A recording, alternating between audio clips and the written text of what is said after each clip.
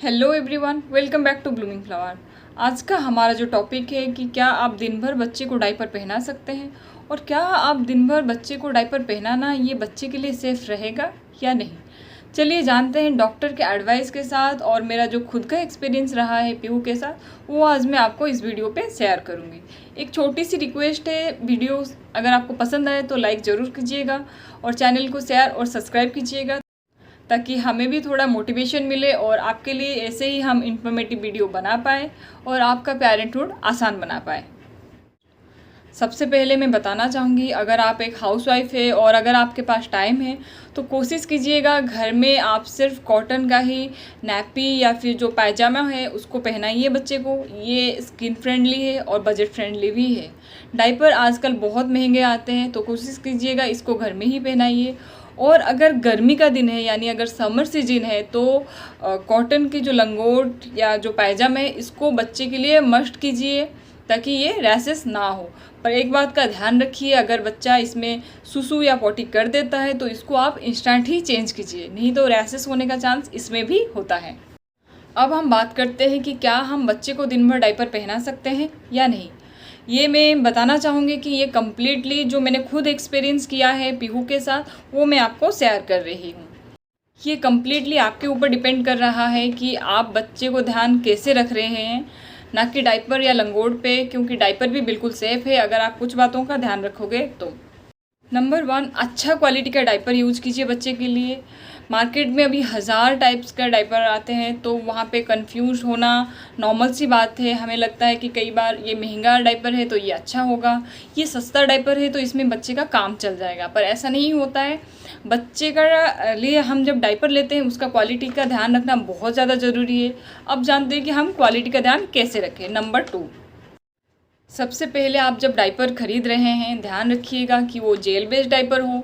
उससे क्या होता है, जैसे बच्चा यूरिन पास करता है तो वो यूरिन जाके इंस्टेंट जेल फॉर्म में बन जाते हैं और बच्चे के स्किन पे ज़्यादा देर लग के नहीं रहते हैं, जिस वजह से रैश होने का चांस बहुत ही कम होता है। दूसरा है, आप जब भी डायपर ख़रीद रहे हैं ध्यान रखिएगा कि वो इंडिकेटर बेस हो, चाहे वो महंगा हो या सस्ता हो। अगर उस पर इंडिकेटर है तो आपके लिए ये बहुत आसानी रहेगी। जैसे ही बच्चा सुसु या पॉटी करता है, इंडिकेटर डायपर में ये होता है कि वो येलो लाइन जो होता है वो ब्लू फॉर्म में हो जाता है। जैसे ही आप देख सकते हो बाहर से ही बच्चे का डायपर ब्लू हो गया तो आप इंस्टेंट डायपर चेंज करवा सकते हैं। तो इसमें आपको 3 या 4 घंटे इंतज़ार नहीं करना पड़ेगा डायपर फुल होने तक। आप बाहर से ही देख सकते हैं कि बच्चे का डायपर फुल हो गया है या नहीं। नेक्स्ट है, आप जब भी डायपर ख़रीद रहे हैं, अगर आप ऑनलाइन से ख़रीद रहे हैं तो रिव्यू चेक करके ही ख़रीदिए।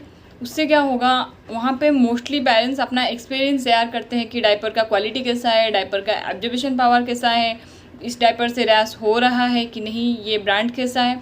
तो आप वहाँ से ख़रीदने से आपको हेल्प मिलेगी कि कैसा डायपर लेना चाहिए। उसके बाद आता है, आप जब भी डायपर ख़रीद रहे हैं एक बारी में पूरी की पूरी मंथली पैक मत लीजिए या फिर बहुत बड़ा पैकेट मत ले लीजिए। शुरू में सिर्फ आप 1 या 2 पीस लीजिए और उसको बच्चे पे ट्राई कीजिए।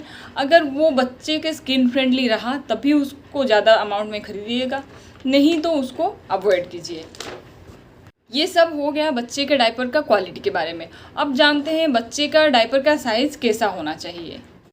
डायपर में लिखा होता है जो स्मॉल साइज़ है वो 3 से 7 किलो तक है, और जो मीडियम साइज़ है वो 7 से 9 किलो तक है, और जो लार्ज साइज़ है वो 9 से 12 किलो तक है, और जो एक्स्ट्रा लार्ज साइज़ है वो 12 से 17 किलो तक है।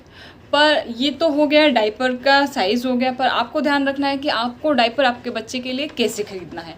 जैसे कि मान लीजिए आपका बच्चे का वेट है 6 किलो, जो कि आता है स्मॉल साइज़ पे।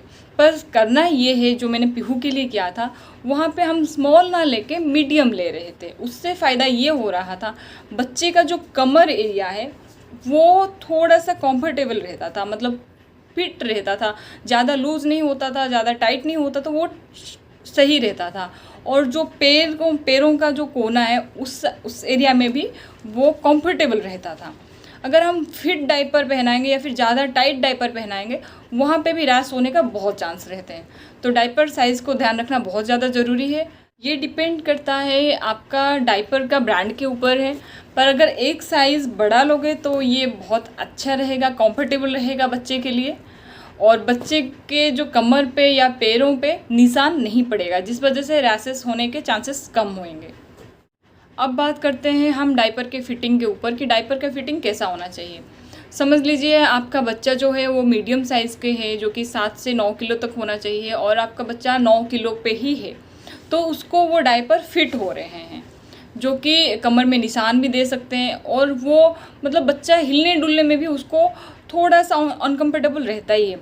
तो उस टाइम हमें पेरेंट्स क्या करना चाहिए, क्योंकि हम तो सिंगल डायपर, तो हम अगर बच्चे को हम रोज़ डायपर पहना रहे हैं तो एक एक पीस तो हम खरीद के नहीं पहनाएंगे, तो हमें क्या करना पड़ता है उस टाइम, कम्प्लीटली पैक लेना पड़ता है, जो कि मंथली हो या फिर 15 डेज़ की हो, तो उस टाइप का हमें पैकेट लेना पड़ता है। तो होता ये है कि बच्चा इस टाइम क्या होता है, तेज़ी से ग्रोथ करता है, तो वो मीडियम से लार्ज पहुंचने में उसको टाइम नहीं लगता है, या फिर मीडियम पे ही फिटिंग हो जाता है। तो करना ये है, अगर आपके पास डायपर बहुत सारा बचे हुए हैं तो समझ लीजिए ये एक डायपर मैंने ले रखा है, तो करना ये है, जो कि मैंने पीहू के लिए अप्लाई किया था, ऐसे हाथ डाल के, ऐसे हाथ को पहले साफ़ कीजिएगा, इस बात का ध्यान रहे, हाथ को पहले अच्छे से हैंड वॉश कीजिएगा, सुखा के फिर आप ये कीजिएगा, ऐसे ऐसे, ठीक है, ऐसे ऐसे कुछ टाइम तक करनी है। उसके बाद हम ऐसे टर्न कर लेते थे, ऐसे ऐसे क्या होता है, कमर पे ये जो इलास्टिक है थोड़ा सा खुल जाता है, तो कमर पे प्रेशर नहीं रहता है, और भी इसका जो पैरों का जो साइज़ है, दिस वन, ऐसे ऐसे कर लीजिए, ऐसे जस्ट लाइक दिस, ऐसे, ठीक है। इससे ये होगा, बच्चे का पैरों पे निशान नहीं पड़ेंगे, ये थोड़ा थोड़ा लूज हो जाएगा, जिस वजह से बच्चे को पहनने में पहले के मुकाबले थोड़ा सा कंफर्टेबल रहेगा। और बच्चे का ध्यान रखिए कि उसको बहुत फिट डायपर, टाइट डायपर ना पहनाइए, उसको थोड़ा सा कंफर्टेबल दीजिए, जिस वजह से अगर आप दिन भर भी पहना रखें तो उसको कोई प्रॉब्लम नहीं होएगी, और रैशेस तो नहीं होंगे अगर आप इन सारे टिप्स का यूज़ करेंगे तो। नंबर 5 में आता है, बच्चे के डायपर के एरिया को आप साफ़ कीजिए। करना ये है कि आप दिन में जितने भी बार डायपर पहना रहे हैं बच्चे को, उतने ही बार आपको साफ़ करना है। करना कैसे है जानते हैं। एक मग में हल्का सा गुनगुना पानी ले लीजिए और एक कॉटन का कपड़ा ले लीजिए, उसमें आपको बच्चे के जो डायपर एरिया है उसको आप हल्का सा स्पॉन्जी करना है, ज़्यादा घिसना नहीं है, हल्का सा स्पॉन्जी करना है। उसके बाद कुछ देर तक उसको एयर ड्राई होने दीजिए, मतलब आप उसको अपने आप सूखने दीजिए। थोड़ी देर बाद उस पर नारियल का तेल लगाइए, फिर आप डायपर यूज़ कर सकते हैं। और भी एक बात का ध्यान रखिए, अगर आप दिन भर बच्चे को डायपर पहना रहे हैं, एटलीस्ट कोशिश कीजिए बच्चे को 1-2 घंटा उसको डायपर फ्री टाइम दीजिए, रिलैक्स होने का टाइम दीजिए बच्चे को बिना डायपर के। और भी ऑयल लगाने से फ़ायदा ये होता है कि जैसे बच्चा यूरिन पास कर रहा है तो वो डायरेक्ट स्किन पे नहीं लगता है, वो ऑयल के थ्रू डायपर में डायरेक्ट चला जाता है, जिस वजह से रैशेस होने का चांस कम होते हैं।